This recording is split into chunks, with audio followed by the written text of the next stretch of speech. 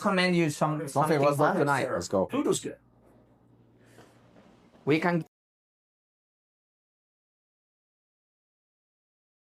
So for the audience, we're in Mexico. We're taking a tour. We would love it if you guys introduced yourselves. Okay. And then take us where you want to go. We'd be happy to see. Perfect. We will do the standard tour of the warehouse, right? Okay. First of all, my name is Hector Guzman. I'm the general manager of Grupo Balac. Grupo Balac is a group of companies that holds different entities to integrate or to consolidate all the supply chain services within one roof. So at the moment, we are in a facility that belongs to our entity that is S+C Logistics, which is basically a 3PL company in Mexico, providing warehousing services for different industries. But one of our characteristics is that every single warehouse that we have is a bonded warehouse. So in Mexico, there's 3 different layers of bonded companies, bonded license companies. We are level 3, which is just before being a bank. So the authorities allows us to mix product that is bonded and that has been nationalized completely without segregating the building in different areas. So I will show you. Okay. Basically. Awesome. I'm Rodrigo Guzman. I'm the CBO of the group. Okay. So basically, I attend and I try to accomplish all the standards of the group in each of the offices, regional offices, no? Which we have here in Mexico, we have in Southeast, Monterrey and Guadalajara. Those are our main offices. And? I'm Marcelo Comarin. I'm the CCO, Chief Compliance Officer for Grupo Balac. I try to all the works are under the law, accomplish with the law, with the process of the company. So I try to do all under the law. Keep us from breaking too many rules. Exactly. Got it. So basic information regarding our buildings. What you are seeing, it's what we call AAA building. It means it has been built. It's not older than 5 years. This building, all our buildings have the same standard. You will see that we have like 9 meters in the lowest point and 13 meters in the middle of the building. So that allows us to use 9.7 meters tall uprights, which brings a lot of density into our storage solutions. Yeah.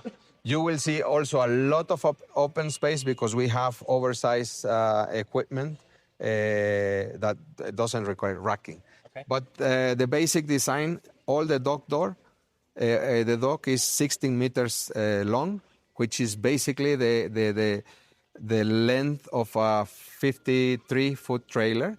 So that allows us to put the materials, because we are a bonded warehouse, we have to make sure that we comply with documents and physical. So we will do the inspections in this big dock, as you can see over there, what we are shipping now. We need to make sure that we comply on the way in and obviously on the way out with all the tax regulations that we need to comply, right? Okay. You will also see that in our product, you will see red tags. That means that product is bonded, license, it hasn't paid taxes, and all the product that doesn't have a red tag or has a white tag, it means that has already paid duties and import taxes. So it's ready to be shipped out. In the model that we operate in our warehouses, the authorities allows us to store the product under a bonded model for 24 months. So we help our customers to bring products from everywhere in the world and to delay duties payment and import tax payments until the moment they are ready, either to sell the product out or to pay taxes because they need to nationalize their product, right? Another good tool that we have as a bonded warehouse is that we are able to certify the value of the product in the bonded warehouse for our customers in order for them to get financial loans using their inventories as a warranty of the loans that they are getting out of banking institutions in this country. So it's basically what we have. Our warehouses, 5 to 6% of the roof is a skylight, so we have natural light when we have a sunny day.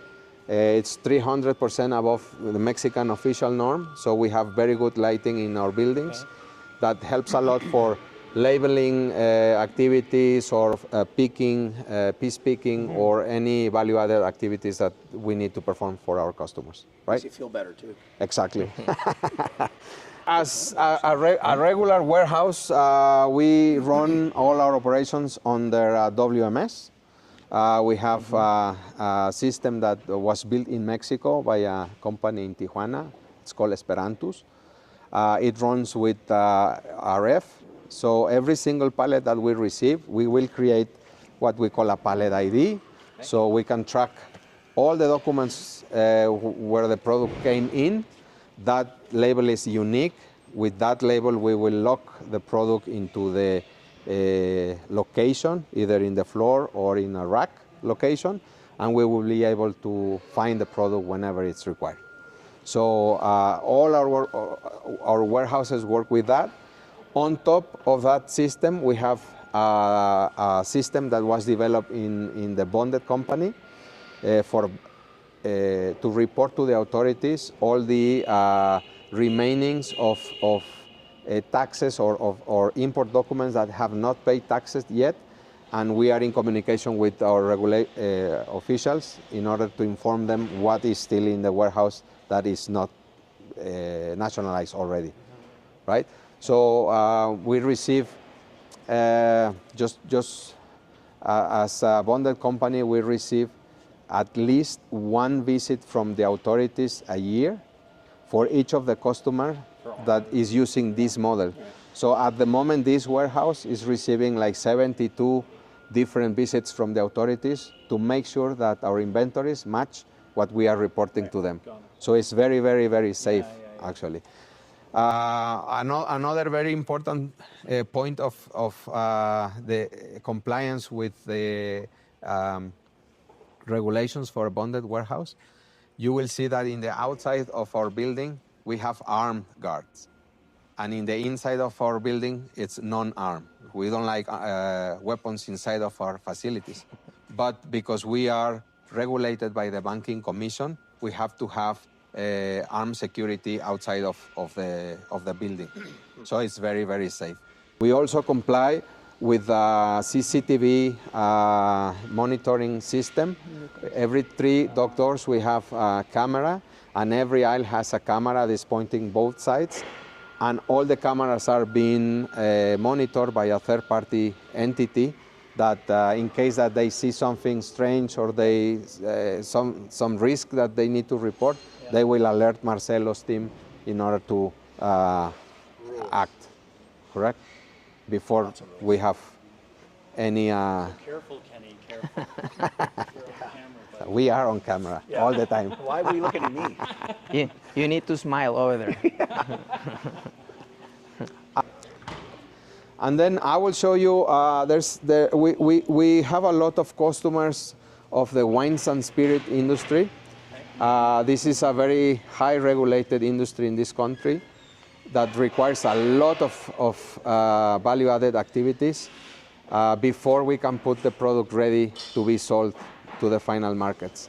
So we will show you a couple of examples of what we do. But basically, we are bringing the product from the ports. It stays in the warehouse as a bonded product. Then we have to do labeling for the non-compliance, for alcohol and general information. And we have to label each bottle with the tax label that our government requires. So I will show you. We serve different industries, but this is another example of what we do. This is a retail company, basically selling home appliances and products related to home industry. And in this warehouse, we receive different suppliers for this particular company, and we are basically a cross-dock center for them. We receive the products of the different suppliers. We consolidate the shipments for each of the stores that they have, and based on the schedule that they have for the delivery, we ship out the products ready to be received at the stores. So this is another example.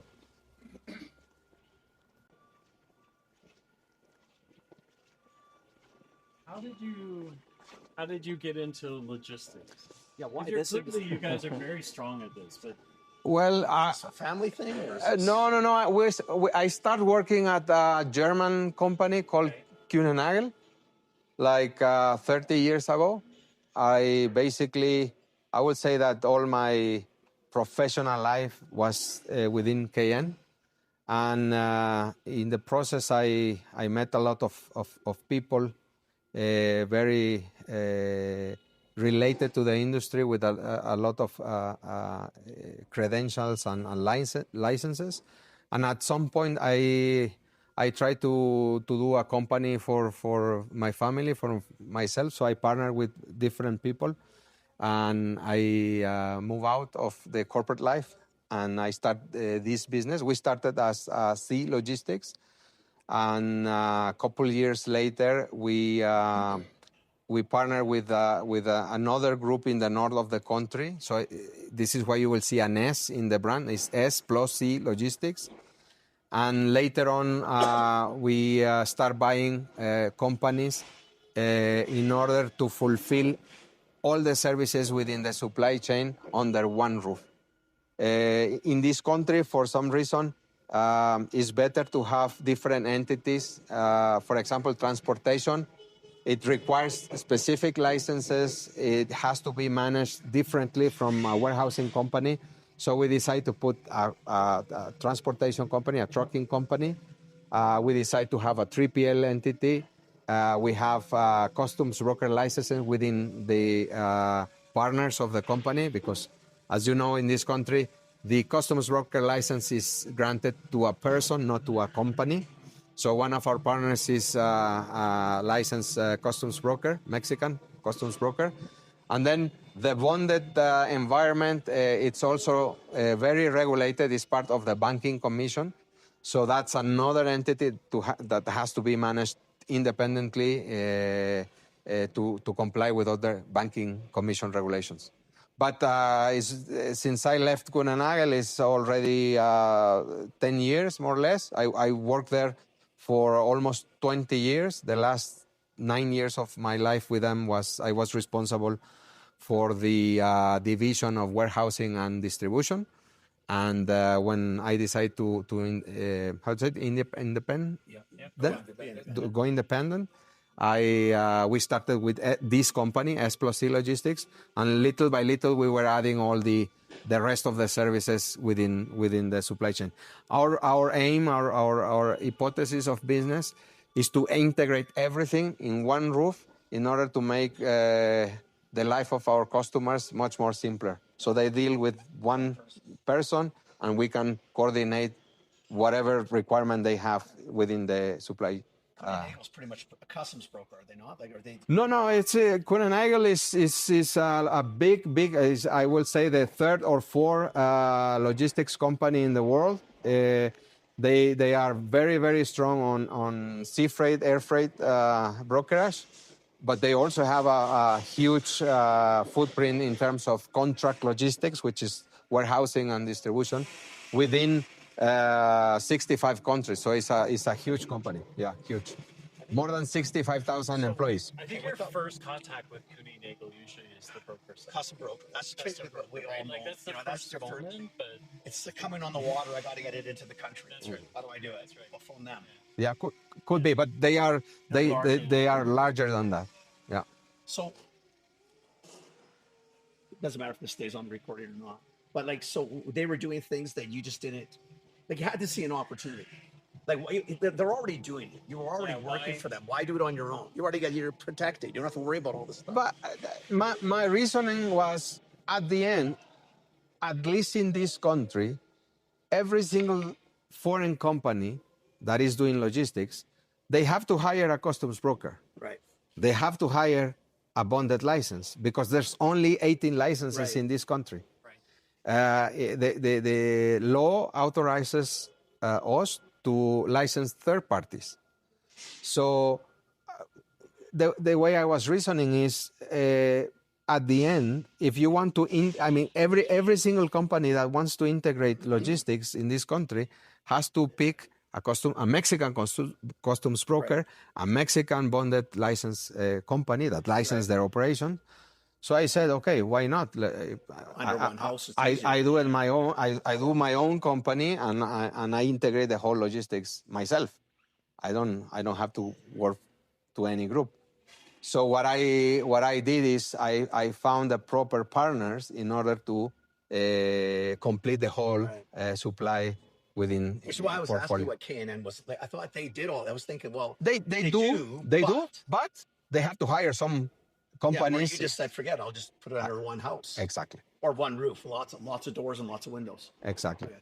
And to be honest, for us, I think in logistics, every group has a market or a specific customer profile.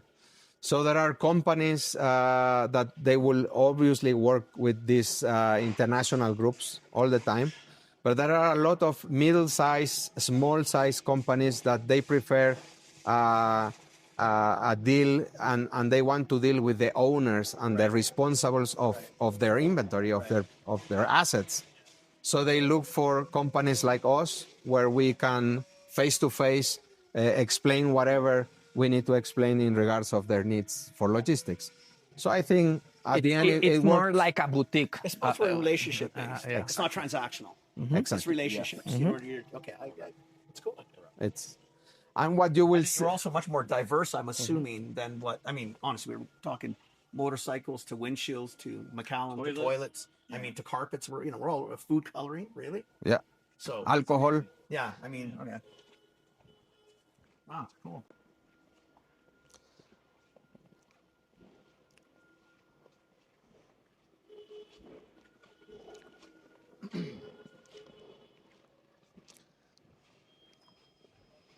We also have locks here. Oh, okay. That's another company. Yeah. I was looking at Quickset. I think it's in Quickset, the guys that do locks. Yes. Should have known you guys would have done that. It's all related to booze and everything else. All same, right? That's cool. Wow.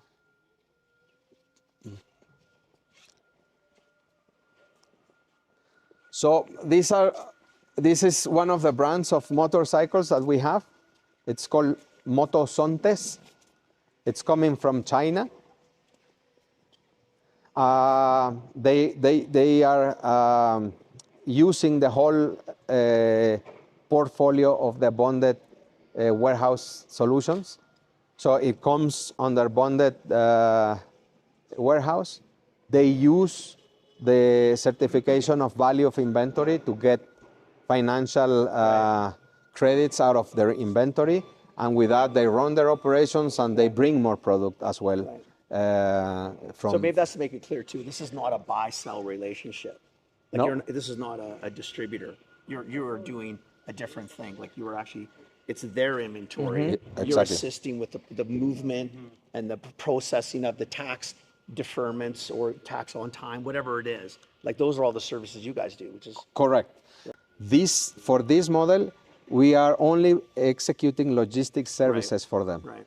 And we are explaining to our customers all the options that they have within logistics to optimize the use of their inventory in their benefit, right? This product requires a little bit of setup when they're shipping out the motorcycles to different customers. Each customer has a different setup that has to be worked depending on the orders that we need to fulfill, right? So the customer trains us how to do it, and then we perform the setup of their bikes depending on the customer that the product is meant to be shipped. And we ship it. We have our own transportation company, so we put this bikes ready to be delivered to the customer into our trucks, and then we do the final delivery to the distributor or to the final customer where the shipment is meant to be delivered. But this is only logistics upstairs. I think it's a cool service. Like I think strictly from a Canadian point of view, there's so many pieces that brands have to go through to get into a country, and all of those there's the politics of it and the layer, let's make a deal, let's get some stuff in. And then this is like, I feel like you guys are doing the critical parts, right? Because this is, if it doesn't go, you can't sell it, right? Like it doesn't make it into the country properly. Exactly. You can't say, if you don't know this, you don't have capital, Exactly. right? Because you can really blow your brains out getting all these motorcycles here. And then you get to the door and kind of go, I have no money. I need to sell it. Okay, but you have to pay for it before you can sell it, right? So I think it's really cool what you're doing because there's so many models, but it's a great way to kind of like keep, it helps brands continue to move. And to be honest, our aim, our core or DNA is logistics. We want to execute logistics for our customers. Yeah. But we have learned in the process that maybe our customers need help with Everything. not only logistics, but also the compliance part, the customs brokerage part, or even though the international freight part. So what we try to do is to set like a restaurant menu, different options of the different services along the supply chain, and our customer can pick whatever they need. If in case they have already solved some portion of the supply, it's fine. We want to execute whatever is not solved. And if nothing is being solved, then we can sit down and help them to solve it and to find the solution for each of the requirements they may have, no? Yeah, I think I borrowed the microphone for the Canadian brand owners, is entering to Mexico, it's a big opportunity. So we all know that, tick, right? But what the model says is we take care of the logistics. We make money off the logistics. We don't make money off the product. So the margin of the product is yours, number one. And as Hector said, it's an end-to-end. So we have all the licenses all in one roof. Whereas if you were to do it independently, you will take like a year at least to get it all in. But this one is you get the margin, you get it in, we get the people, you're in the market. So that's the big one. No matter how small or how big your brand is, that's the other thing. Just want to, yeah. Well, wait, do you want to introduce yourself? Oh, yes. My name's Steven Soto. We were trying to ignore him, but he took the mics, and now what do we do? So my name's Steven Soto. My role with the group is CFO, but I'm Canadian, and I know Hector from the past, and we just saw that there is a big opportunity for Canadian producers, for the Canadian manufacturers, in Mexico. And by the way, guys, in Latin America. Okay, this is just an entry. But that's who I am. Okay. I don't know. Maybe we'll cut. You can cut it. Following us for the last time. With my accent, they will say, "Hey, that guy's from Mississauga." Okay. Okay, well, if you insist. Okay. That was a joke, by the way. We're not doing that. On camera, it's too late. You just broke all the rules. I'm here, man. I gotta watch compliance. So Thank you. Nicely, didn't I? let me explain you. This product or this industry, it's it's a little bit more than 40% alcohol. So it's the highest in terms of taxes that it needs to pay. It's around 53%, right? When it comes, it doesn't have, in this case, this specific product doesn't comply with the Mexican NOM rules. So Those are label rules, right? Like those are information based on packaging rules, whatever you want to call it. Exactly. Okay. And also, it came not paying taxes. It's in a bonded facility. Right. So we run for this particular customer a process where we ask the authorities for the tax label of each bottle before the taxes are paid. So we do this process with them. They bring, or the authorities give us this label, which is, it has a serial number, and we have to, Now, unique to the lot, unique to the bottle. exactly. Oh, or to the bottle. Yes. So we need to report the tracking number. So it's this. We have the tracking of the actual bottle. Of the bottle bottle. and of the import document in which it came into this country. So we receive the tax ID, then we need to report for what pedimento, what lot of importation is going to be paste. Right. And then we need to paste. We need to label the bottle, and we need to control that this serial number is linked to the pedimento in which was imported. So when we label case, or we label all the bottles in the case, we create another label which tells us what is the serial number of labels that goes into this box. So in case that we have a recall or we... So you can go right down to bottle recall. Exactly. So this is tax related, but this is still not on the NOM or the rules of information related.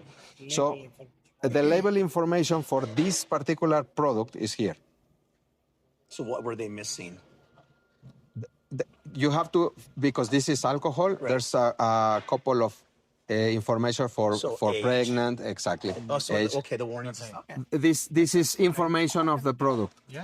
And This and particular, It's under a Exactly. norm, a Mexican norm. Yeah. and who's the importer?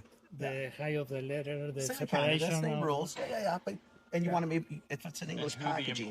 I need- Who's the I need somebody importer? to be able to Those read it in Spanish. Exactly. If I don't read English or Exactly. it doesn't help me. Not Exactly. pregnant Exactly. or whatever. And very important, who's importing this into this country? So it has the importer of record information in the label. For this particular product, the label was designed in community with the brand, so we don't disturb any branding designs, right? So this label was approved by the brand, and the place where to label also was approved by the brand in order to keep as clean as possible. But still following clearly all the Exactly. Mexican rules of what it needs to be. Can't. Exactly. Okay, So we need to certify the completion of the norms. We need to certify the completion of the tax and duties related to the product. Then we need to open each single bottle and label each single bottle, and then repack the product and have it ready, pay the taxes, and have it ready to be shipped out. Okay, so I'm not going to say thank you anymore because it's way too complicated. That was no. Like those are ready to go. So for the Canadians, exactly the same as LCBO or BCFD. The only difference is in Canada, there's no marbete. No. There's no this. Well, you're tracking right to the Well, bottom. this one is with the bottom. We don't do. No, I mean, seriously, that's the We next do level. it to lot size maybe. That's about it. We wouldn't even do it to case I don't even know. level. Yeah, I guess lot size, but Lot lot size. code. But Yeah. but because here you can do how do you call it? Contrabanda. Smuggle. Smuggle. Yeah. So there's a smuggling. So this way Well, this eliminates the smuggling. Eliminate. In theory, To prevent. Or it minimizes the smuggling. Exactly. minimizes. Yeah, exactly. Any the authorities, they can go to the shelf and actually They scan. scan Okay. and have all the information on who imported, what product is, and so on. Right. And if there's a mistake on that, then they can recall the whole lot for that specific product. So this is a very, very complex process because it's very high regulated industry. But it's an example of what are the level of activities that we can. Capabilities, for sure. Exactly. Oh, that's crazy. That's a lot of steps.